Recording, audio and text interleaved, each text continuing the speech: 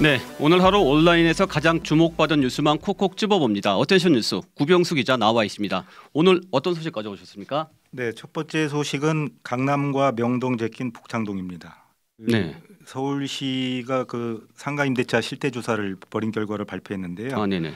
서울시 내 주요 상권 가운데 1층 점포의 통상 임대료, 이 통상 임대료가 이제 보증금, 월세 전환액과 월세 그리고 공용 관리비를 합한 금액을 말합니다. 네. 이 통상 임대료가 가장 비싼 곳이 중구 북창동으로 이렇게 조사가 됐습니다. 그렇군요. 네, 북창동은 1평방미터당 통상 임대료가 월 18만 원이었습니다.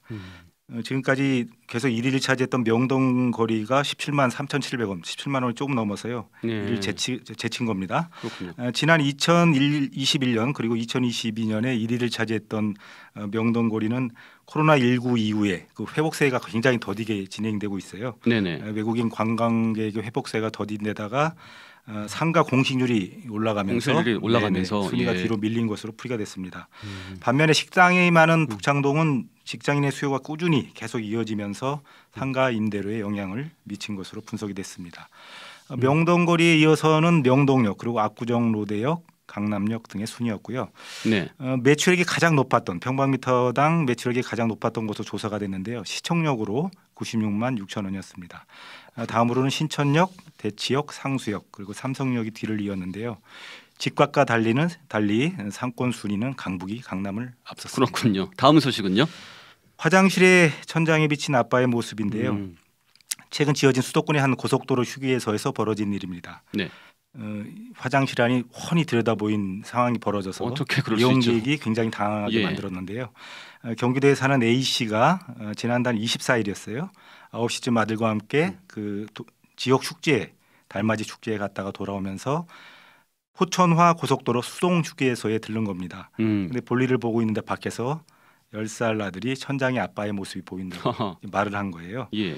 천장을 올려다 보니까 자기 모습이 천장 유리에 이렇게 비춰진 겁니다. 유리에 반사됐다. 예. 지난달 개통된 이 휴게소 화장실은 그 채광을 위해서 햇빛이 잘 들어오게 하기 위해서 유리 천장을 설치를 한 겁니다. 네. 물론 이제 낮에는 햇빛이 통과하기 때문에 화장실 내부가 보이지 않는데 밤이 돼서 불을 켜면 화장실 내부가 선명하게 보이게 되는 겁니다. 그렇군요. 이런 문제는 이제 여자 화장실도 마찬가지였어요. 채광을 위해서 유리 천장을 만드는 게 요즘 추세라고 합니다. 그러니까 화장실을 설계한 건축사무소 측은 이런 비침 현상은 전혀 예상하지 못했다 이렇게 밝혔습니다. 앞으로 밤에 휴게소 화장실을 이용할 때 천장을 확인하는 분들이 많아질 것 같습니다. 시민들이 많이 불안해할 것 같군요. 다음 소식은요? 강큰 동창생들입니다. 중고 물품 거래를 하면서 상태를 확인한 뒤 값비싼 명품 시계를 낚아채서 달아난 고교 동창생들이 붙잡혔습니다. 제주 동부경찰서는 특수절도 혐의로 A 씨를 구속하고 공범인 B 씨 등 2명에 대해서도 구속영장을 신청을 했습니다.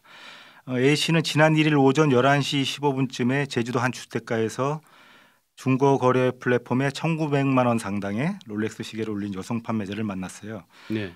제품 상태를 잠깐 확인해 봐야 되겠다 하면서 시계를 낚아채서 달아난 혐의를 받고 있습니다.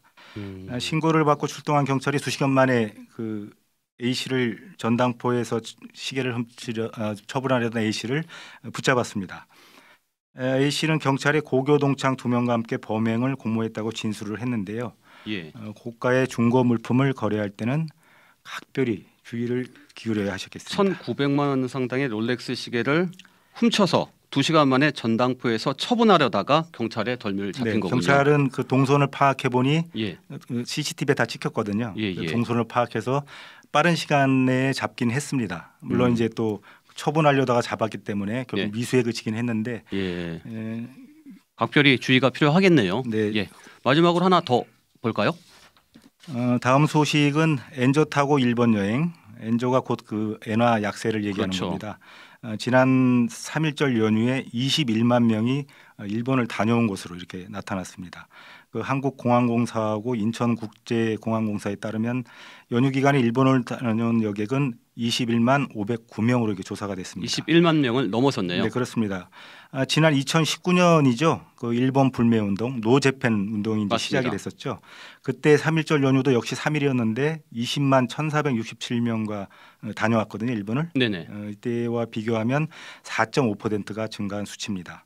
항공업계에서는 엔화 약세로 일본 여행 비용을 절감할 수 있는 데다가 짧은 연휴 기간 때문에 짧은 연휴 기간이 연휴 기간에 다녀올 수 있는 일본이 가장 적합한 곳으로 봤기 때문에 개강과 개강 직전에 여행객이 그렇죠. 직전에 여행객이 몰릴 곳으로 보인다고 이렇게 분석을 했습니다. 네네. 3.1절의 일본 여행 이런 또 심리적 부담도 많이 누그러진 모양새입니다. 그렇군요.